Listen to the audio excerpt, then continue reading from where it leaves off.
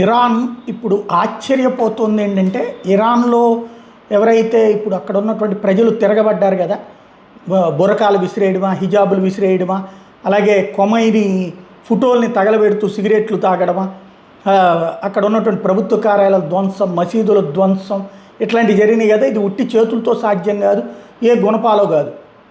ఆయుధాలు కూడా వాడారు. ఈవెన్ 500 మంది, మొత్తం 6500 మంది దాకా చనిపోతే అందులో 500 మంది సైన్యం కానీ పోలీసులు కానీ ఉన్నారు. ఐఆర్టీజీసీ కమాండర్లు, అంటే ఇరాన్ రెవల్యూషనరీ గార్డ్ కార్ప్స్ కమాండర్లు కూడా ఉన్నారు. ఇంతమంది ఉన్నటువంటి కాన్సెప్ట్లో విచిత్రమైనటువంటి పరిణామం ఏంటంటే, ఇరాన్ తాజాగా కనుక్కున్న విషయం బయటపెట్టింది, విజువల్స్ని చూపించింది ఓపెన్గా. పాకిస్తాన్లో తయారైనటువంటి తుపాకులు వాడారట ఈ ఉద్యమకారు.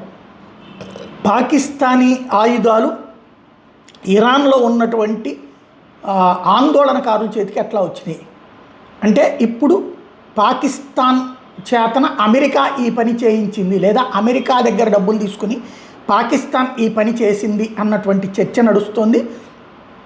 దీని మీదన ఇప్పుడు ఇరాన్ సీరియస్గా స్పందిస్తోంది.